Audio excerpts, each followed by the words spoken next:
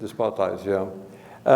I called this exhibition started with a curator from South Dakota staying in a hotel in Seattle. And she saw one of my pieces in the lobby, and she got curious about my work and started to kind of follow it online. And so this exhibition started, I think it's been almost 3 years ago now, in South Dakota, and it's been traveling. This is its 5th venue, I think. And I call it The View from Here because that's kind of the story of my life. This is a Joseph Campbell quote, who is a well-known anthropologist who came up with this notion of bliss. And for me, following your bliss sort of means following your own path, creating your own journey. That doesn't mean that you eliminate others, it takes a lot of input from a lot of people to kind of follow, to create that journey. And in my case, that meant immigration to begin with. When I was 14, my family emigrated after 5 long years of Nazi occupation in Amsterdam. And let me maybe go on to the next slide and we could. So, oh, okay, good. So here's my birth announcement, and on the right, and that's kind of a cute story because my father was a paper merchant, and he worked with a lot of graphic designers. So he had one of his illustrators come up with this illustration, and there's a reference there. Actually, what it says literally is that I opened this exhibition called Kleurenpracht. It sort of means the beauty of color. Well, my father had been working on a Depression-era project in Amsterdam to help to put people to work to plant gardens in and around Amsterdam. So that's a reference to that. On the left is a reference to a volume that I was fascinated with as a child of political cartoons that were initially published underground because they were critical, obviously, of the occupation of the Nazis.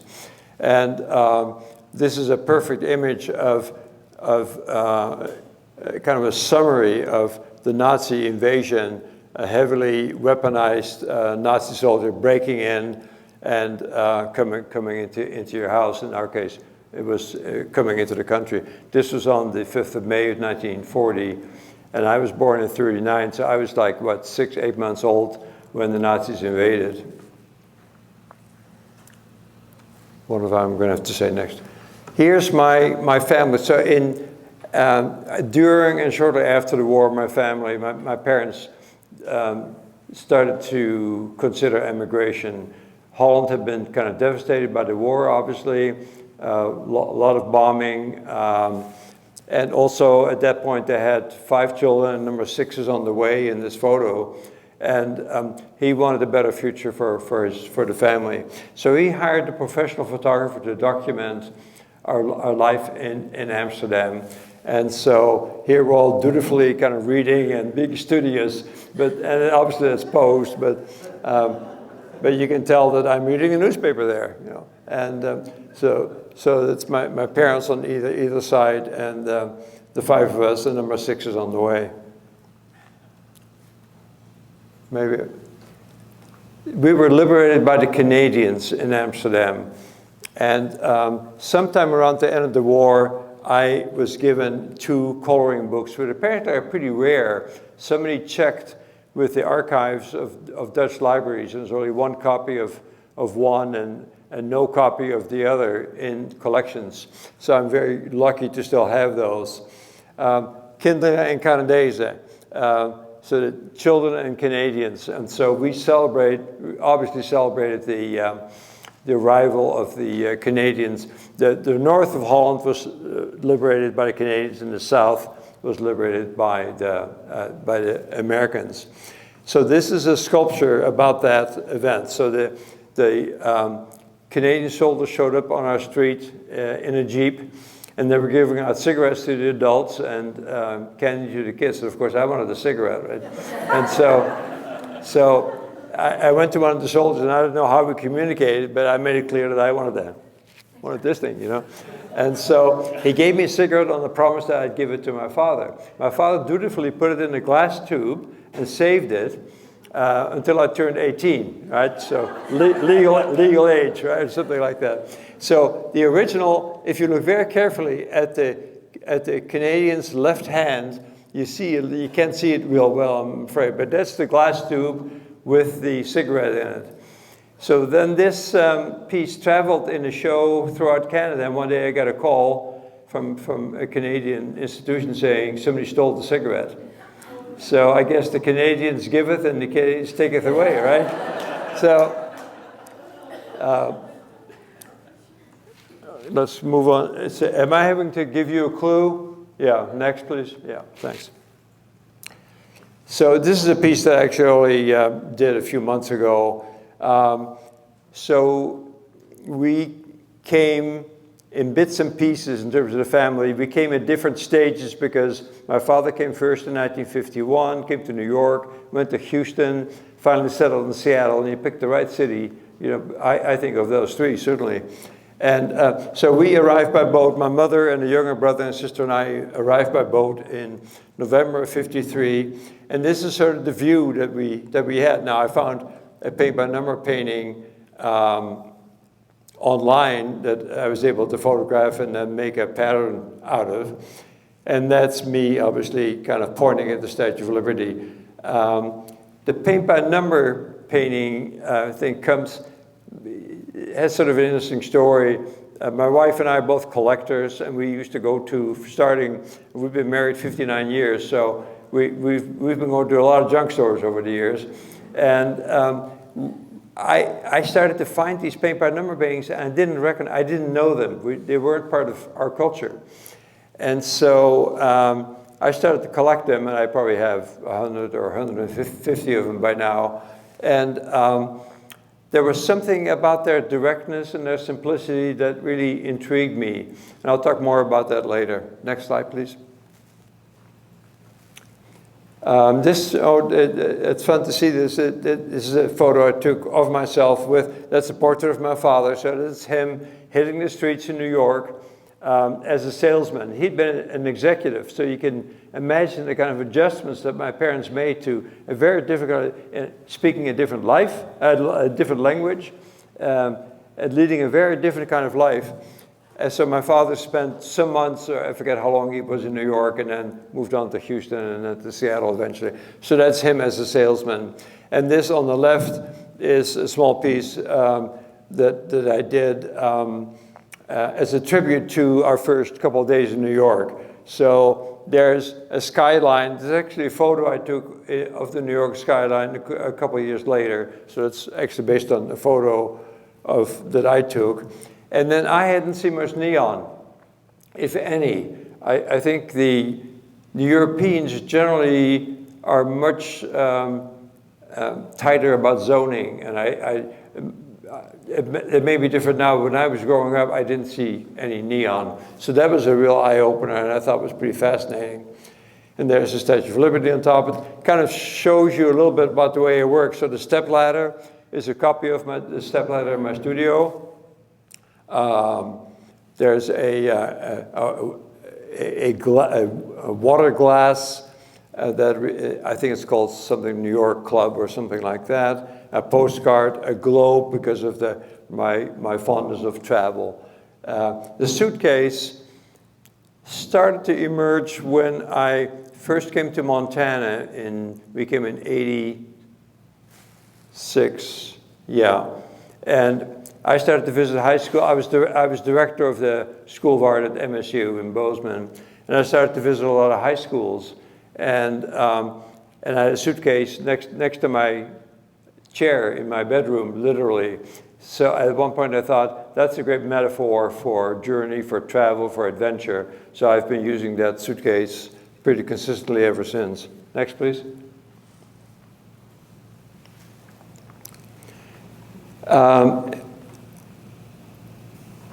not long after we got to the States and I was 14, we had a budget meeting, a family budget meeting, and my dad told me, you're going to have to bring in $750. And I was like 14, right? And in those days, you made like 95 cents an hour, so that's a lot of hours. So, and my dad expected me to contribute to the family budget, which I did to some extent. I started to keep some of it back, and I bought this motor scooter. Some of you may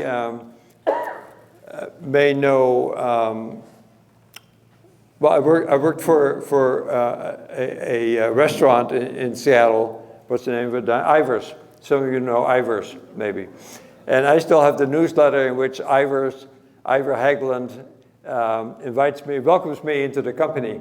And I was a busboy, so that's a real keepsake. And with the money I made, somebody came in every night and had dinner at Ivers, and I always served him or bussed him or whatever that's called.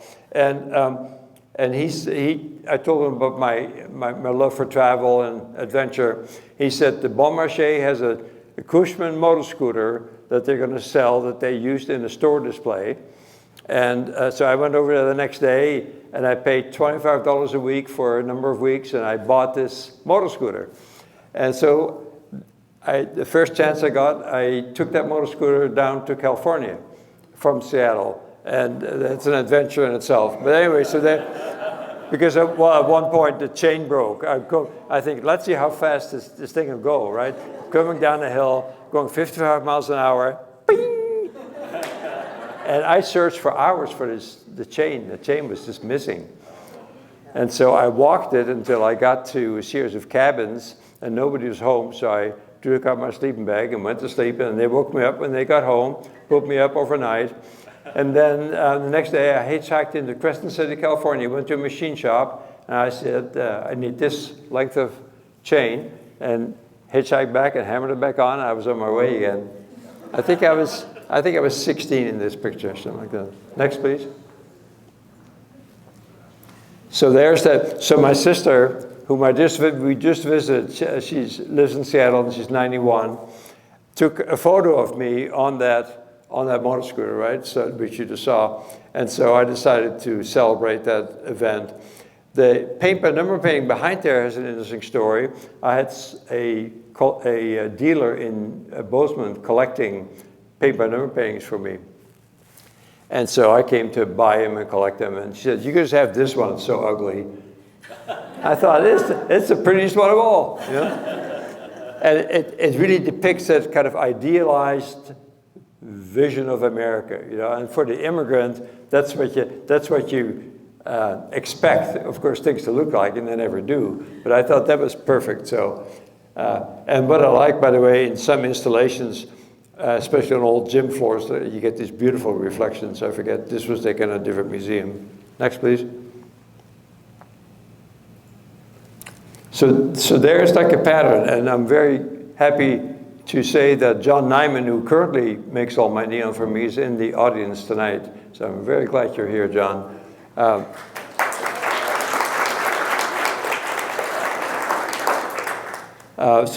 So I learned in the late 60s, I got curious after photographing a lot of old neon signs. I got real curious as to how that was made. So I went to Nagley Sign Company in Kansas City, and they told me about making a pattern. And the pattern has to be made in reverse because the electrodes come out the back. So no matter how you design it, you have to make sure that you get that correct. So here's the pattern in reverse that I do on butcher paper, and you see a few of the neon sections that have already been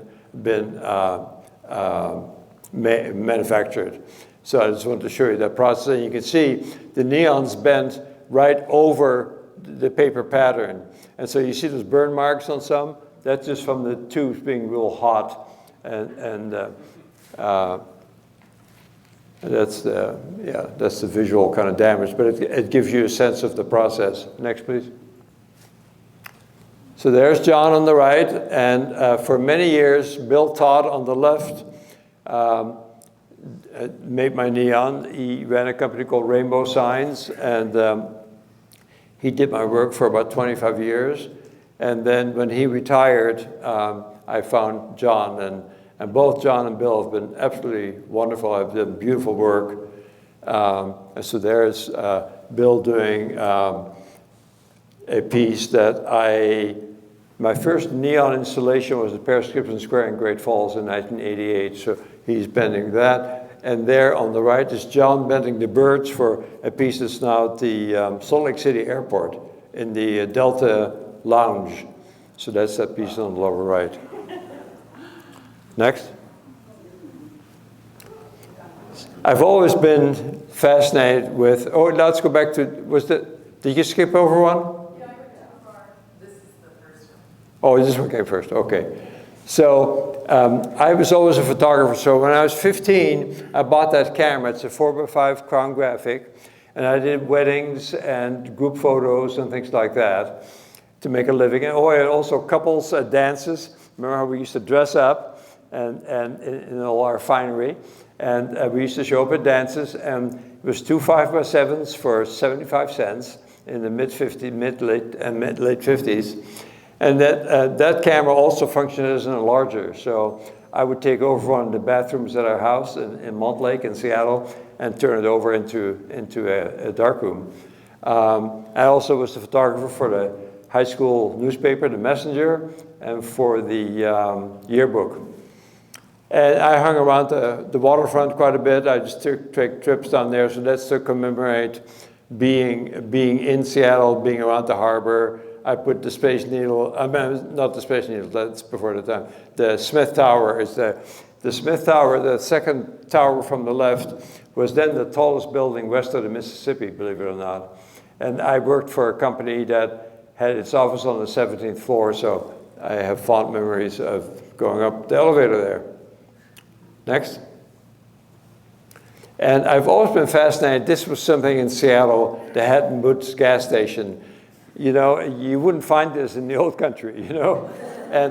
And these are the bathrooms, by the way. So if you look, let's see, you can barely see the doors, but the doors are this tiny, well, you can see the scale there on the right. And so I started to photograph these odd, eccentric, roadside kind of phenomena, and that became an interest in documenting folk art environments throughout this country. And then I went to Europe on a Fulbright to document them there. So that's always been a fascination of mine because of the individuality of it, the eccentricity of it, you know, which is sort of what we try to be as artists. You try to come up with your own voice and your own language, and these people do it without going to school, right? Next, please. So there's a good example, the Mint Bar in Sheridan. Look at the complexity of that neon, you know, it's really beautiful. And those things started to disappear, so I photographed it in '69, and those things are now, many of them have disappeared, and I embrace and I enjoy and celebrate those beautiful signs. Next. My first show of neon work was in Seattle, the Polly Friedlander Gallery. And this show, the exhibition upstairs, previous to it coming here, was at the Hallie Ford Museum in Salem, Oregon. And I gave a lecture there a couple of months ago. And somebody comes up afterwards and she said, Polly Friedlander, you were at the Polly Friedlander Gallery? And it turns out she and Polly Friedlander have been really good friends. And so that was a real nice way of reconnecting. And she's one of those people then said, I've been telling people that Diane and I just came off a 10-day, 2,000-mile road trip. And one of the first people we looked up was this couple who made the connection with Polly Friedlander. What I did is I shipped the neon to Seattle in crates, and then I mounted them on clear plexiglass and I hung them in the window. And this is on Pioneer Square, so we come down Yestler Way, if you know that at all. From the top of the hill, you look directly into the windows of the gallery. And so that was really fun thing to be able to do. So that was my first exhibition with this kind of work. Next. So this is a very early piece called Drawing Lesson in 1970, and I've recently reincarnated it into Dreaming the West. And so now it has a paint by number painting in the background and kind of celebrates sort of the immigrant's dream of the West, you know, what you expect it to look like, what you would like it to look like. And it's a pretty big piece. It's probably like 8 or 10 feet across, something like that. Next. This is that first installation I did. It was called Inventory, and it was, and there's a gym floor for you. This was in Paris Gibson Square, which was a school in Great Falls. And I hung all the neon from 2 parallel clotheslines. And the gallery is about close to in size to this room right here. So I strung 2 steel clotheslines across and hung the neon from that, thinking that they'd be far enough off the ground that people wouldn't touch them. And then I see a parent with a child, and a child is about to reach out. You know. So I changed the whole way of working. In those days, you had core and coil transformers, which are, in my case, were exposed, and they're on shelves. If you look real careful on the far wall, and several walls here, you can see those transformers. Now, a transformer of that kind of voltage is probably 6 inches by 3 inches by 2 inches or something like that, and weighs a couple ounces. Then they weighed 15, 20 pounds, you know. So, and those came out of your garage, right? Thank you, Betty. Yeah. I'm glad you showed up just in time. That's great. I don't remember where they came from either. And basically what I was doing in this piece, it's called Inventory, and I was just inventorying all the kind of images that I've been contemplating and working with, et cetera. It's also the first kind of real installation I did, because I had stuff on the floor, and I used chalkboard paint in the background and drew all the images. If you look real carefully, you can see those images in the background drawn in chalk as well. So I tried to incorporate the whole gallery. Next, please. So then in '86, we moved to Bozeman. So that's our house and my studio on the right. Built the studio about a year after we got there. And it's a fabulous place to live. It's been, because I was teaching at the university and always had kind of pretty hectic, intense kind of days, and then to come home and work in the studio in a quiet, beautiful setting, it's been really wonderful to have that opportunity. And we have lots of wildlife nearby. Why don't you go to the next slide, and you'll see some of the wildlife probably. Yeah, so this is a view. That's Ted Turner's ranch in the background, so that's what we look at. And we see these elk. There's now about 300, I think, in the herd. And we see them on a real regular basis. It's just really quite wonderful. And then I decided to get a game camera on a little bridge. And there, the first or second time I checked on the images, there's this mountain lion, you know. And that's literally in our backyard. So we feel very fortunate to have that. And then a couple of years ago, we're having dinner, and Diane says, get the camera. And she saw a mama lion and 2 cubs walking right along our fence. And I grabbed the camera, went outside, and one of the cubs, and they probably had never seen humans before, is what we're thinking, because it was kind of looking at us like, what are they, you know? And so it just stood still for me, and I got this great portrait of the critter. And we have all kinds of wildlife. There's a creek, obviously, that's what that bridge is for. And so the water draws all kinds of wildlife, so we see things every day. It's really phenomenal. Next. Oh, this piece is now outside the wall here. So this is what's happening now to Bozeman and to much of Montana, right? So Gordon McConnell, who's sitting right here, gave me this wonderful couple, this cowboy couple, and he's kind of stretching his head, and her eyes are real wide open. And I'm going, how can I use these, right? What are they wondering about? And I thought, oh, I know. You know, they walk into the field they've walked in for years, and suddenly they see a platted development, you know, billboard emerging. And so that's what they're scraping their skulls for. And so I did, and this was in a recent yam auction, and someone kindly bought it and donated it to the museum. And it's right outside. If you come outside, you'll see it. Next. Yeah, and I call it Paradise Lost. So this is a little bit about the fabrication process. So you've seen a little bit about how the neon's made. So in this case, and this piece is in the exhibition, Yellowstone Wildlife. So I built the panels, and then I get the neon back, and then I mark very carefully where the electrodes have to penetrate the panel. The panels are made out of 1/4-inch birch plywood, and the sides are made out of various materials, but usually I now use 1x4 clear pine. And so there on the upper left, I'm drilling a hole for one of the electrodes. There on the upper right, I'm about to, there's little tube supports you screw. So you've drilled, then you put down some supports that hold the neon up from the surface and that it attaches to, and that's what I'm doing upper right there. And then the shelves come last. The shelves hold objects that I collect, often in junk stores, more frequently now on eBay. I mean, I'll need very specific pieces sometimes, like I need an ethnic figure that's 8 or 9 inches tall. You go on eBay, and 2 days later you have it. You know, you just click a button and it comes to you. So it's just pretty amazing. Next, please.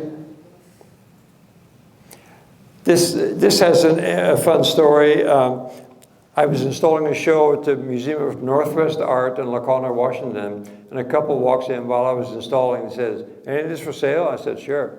And so they're looking at this piece, and they said, "How much?" And I told them, and they said, "We'll buy it." You know. And so when the show was over, we installed it. They were real estate developers in Bellevue, Washington, and so my niece's husband and I installed it, and then move ahead in time like 15 or 20 years, and I get a call from or an email from the editor of Alaska Airlines magazine saying, "Can we use that piece? We're doing a review of the hotel." And I said, "I don't have a piece in a hotel in Seattle." You know, well, the real estate developer had moved this piece from his office to the hotel, and it's on Roosevelt Way, 43rd and Roosevelt. And so what looked like very happy visitors there is next to my family. So there's, it's funny, we had a family gathering and I said, "Let's have a drink." Well, they don't have a bar or a restaurant, so we spent a little time with it. So those are my wife and sister-in-law and sister and brother. But it has a great spot, and that's where the woman from South Dakota first saw my work. And so it's interesting to have work in the public because you get feedback and commentary. And this actually led to this whole retrospective happening. Next, please.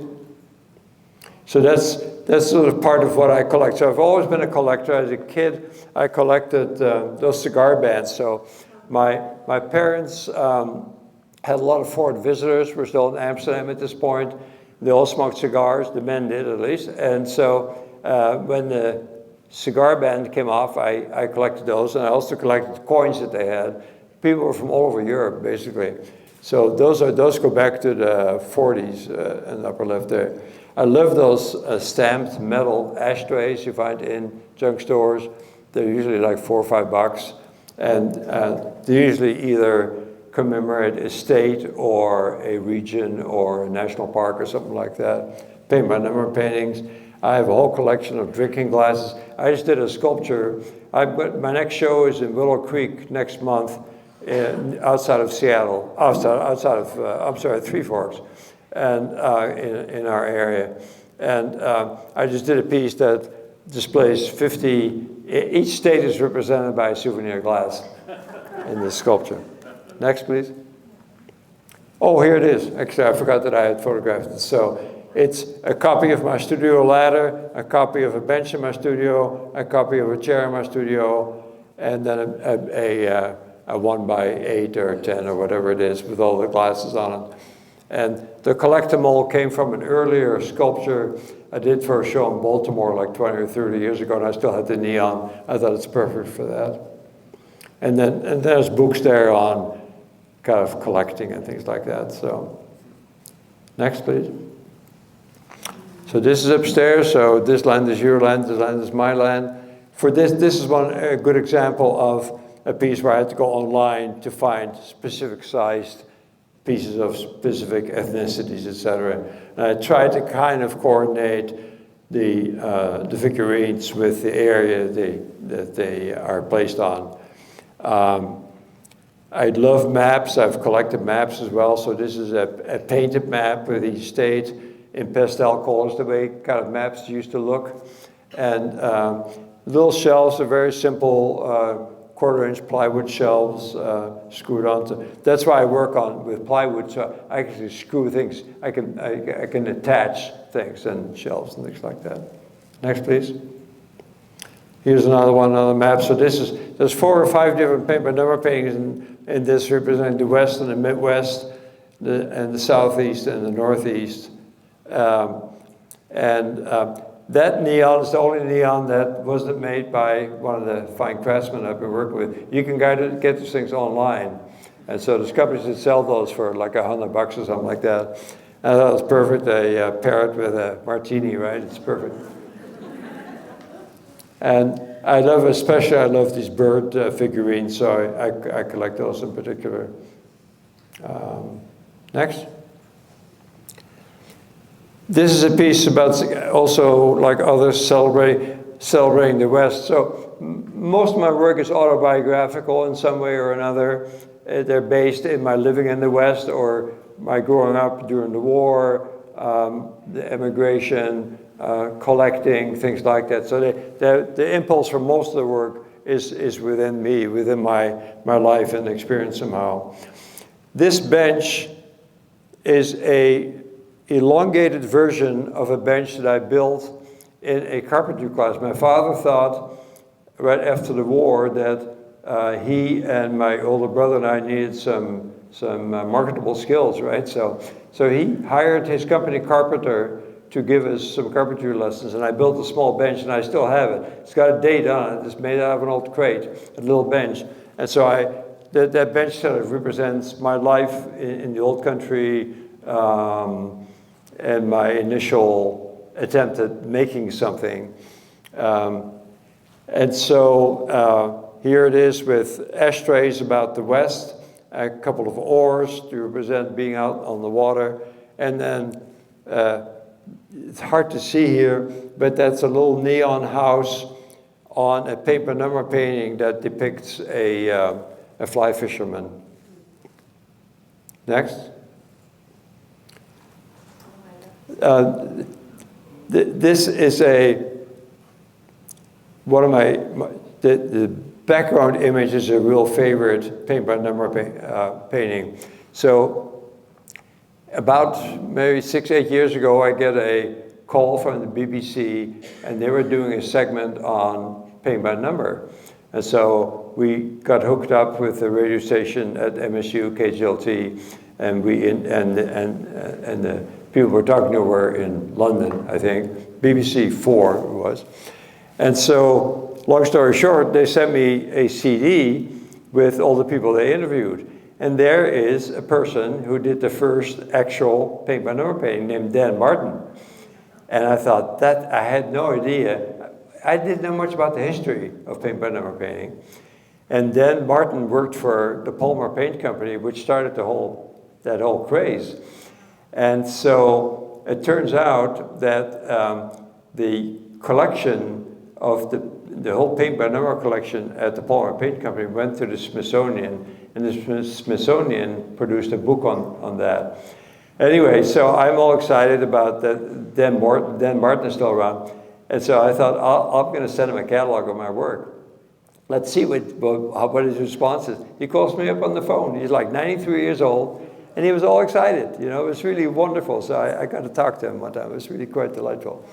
So this is the reason I think that there are some European paint by number paintings is because a lot of these guys went back to school under the GI Bill after the war, and they had been in Europe, and so I think that's why Parisian scenes show up. And this one's also in a much larger version upstairs in the exhibition.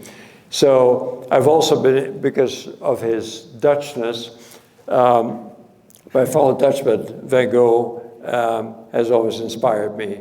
And so I imagine Van Gogh being in Paris. So there's one of his self-portraits, one of the hats from his self-portraits. There's a prostitute, little figure of a prostitute on the top, the Eiffel Tower, and a glass of something wicked that used to make them pretty crazy. This is going. I donated this one to the Halifax Museum, so they picked this piece. Next, please. So I continue to do pieces about Van Gogh, and I'm thinking now about a show that will be just about pieces I've done based on his work and my kind of love affair with him. So here is the Bridget Arl, which many of you know is a Van Gogh painting, and then 4 hats from his self-portraits. So I look a lot at his self-portraits, and so I just draw the hats, make a pattern for them. Next, please. Oh yeah, so these are some that I've done more recently.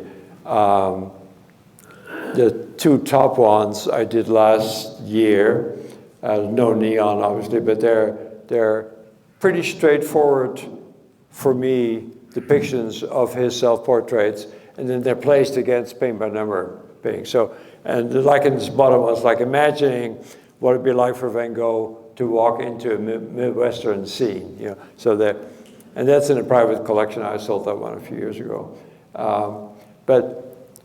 So I'm thinking about a whole show that would be just about that thematically. And I've got the gallery picked out, but they don't know it yet. Next. Oh, the end is near. We're getting closer. Next, please. So I think it was in 2006, many of you know the story because this sculpture was actually, that photo was taken upstairs. But I was contacted by a teacher at my former elementary school in Amsterdam.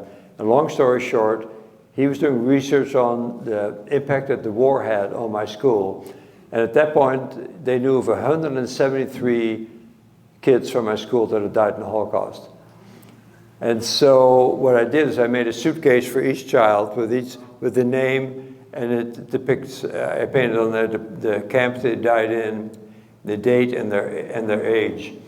And of course, the neo-Nazis took me to task for that. Because they said, how would he know all these names? Well, the Dutch and Germans keep good records, you know. And so I'm afraid we know their names and we know the dates that they died in many cases. So I just got a call a couple months ago saying they've discovered 10 more names, so I'm making 10 more suitcases. And my wife and I and some friends from Bozeman are gonna take those and deliver them in person. We're gonna carry them as hand baggage on Delta Airlines. So it's gonna be interesting to see. Thank you. Be interesting to see what kind of response we get to that. And so, I did an installation of all those suitcases. And what I did in every location, I asked for volunteers to help set them up. In this case, it was Jodie Leitner, who many of you know, teaches at MSU. And she and her students set it up. And every installation is different. And what's good about that is that the volunteers are lifting the suitcase, and they go, oh my God, you know, and they can tell stories. And there's some, I don't even want to, I tear up too much when I tell some of the stories, but there's some really tragic stories there. And this is from the book. So the teacher from my school wrote a book about my school and the impact of the war on my school. And that's actually been translated in English. And it's actually for sale on Amazon. Next, please. And here, so I'm exhibiting these suitcases around Montana, and then the Dutch decided to open up a Holocaust museum in Amsterdam. And so I contacted them, I said, I've done this installation, would you be interested? And they said yes, and I said, okay, if you're interested, I'll just donate it. So I built 6 crates, shipped it over there, and then my wife Diane and our son Jason and I flew over. And we first met them the day before this. We met them at the school. So there's the facade of my school. It was, by the way, the first Montessori school outside of outside of Italy. And Maria Montessori is actually lived in Holland and is buried in Holland. And my parents were great fans of her educational pedagogy. And so, so I introduced, in my rusty Dutch, I explained to them what the project was about, and the next day, students and former students and teachers and alumni from the school, we marched these suitcases through the streets of Amsterdam with police protection and delivered them to the Holocaust Museum. And there we're in the process of, well, they've just been installed. They're answering questions before we actually turn on the neon. That square on the upper right-hand corner is an infamous square because that's where a lot of Jews were rounded up. I think in this case there were 400 or 450 Jewish men that were rounded up and were sent off to camps. So we walked them up purposefully through that particular square. Next, please. So there's that was the initial installation. And as you can see, there's some little objects. But one of the teachers did at my school, she asked her students to write little notes to the victim, you know, and they're really touching. Yeah. And they now, now has its own permanent, dedicated space. They bring in school groups, and the kids come in, and they pick a suitcase, and they answer questions about that particular kid, and they go online and find information about the families, and they have to answer questions in a little booklet. It's really well organized now. And so it's become a real teaching tool, which is what I wanted it to be. Next, please. So this is, okay, here's that original bench that I was talking about. And so these are all pieces without going into great detail, but this was upstairs here in, what, 2015, I guess. All pieces done about the war and the Holocaust. And that piece on the far wall with the tank in it, that's upstairs in the show. That was the first piece I did in response to learning about the deaths of my schoolmates. I started school in 1944. And in 1941, the Nazis started a whole separate school system for Jewish children. By 1943, they've been so, quote unquote, successful, they were able to close those schools. That's how terrible it was. Next, please. Hard to talk about it. And then I've sort of taken more contemporary kind of issues about emigration and migration. And in this particular case, and this piece is upstairs, you don't know whether the kids are being handed down or being lifted up. You don't know which side you're on. You don't know whose side you're on. So it opens up some questions, hopefully, for an audience to kind of interpret. And then the three globes are facing areas on the globe where major migration problems are going on, which is now almost everywhere, right? Next. And this is called before and after. In the late 50s, I hitchhiked to East Berlin, and I started to. A friend of mine had told me that there was a camera that was for sale. It was fairly inexpensive at a camera shop in East Berlin, and they had it in their window as this very special thing that they had. And I said, "I'll take two," you know. And I bought two cameras, and I sold one later to a tourist, and. So I started to go all around East Berlin taking photos until they started taking photos of me, and then I knew it was time to get the hell out of there. You know? It was really pretty scary, you know, because they were kind of hiding behind kiosks and things like that. But I got some great photos. So that's a photo taken in East Berlin in either late 57 or early 58. And the Dutch and the West Germans were rebuilding their economies, and all that kind of destruction was gone pretty much, you know. And here there were women still filling gunny sacks with bricks and things. I mean, it was like really antiquated, and back, you know, they hadn't recovered at all.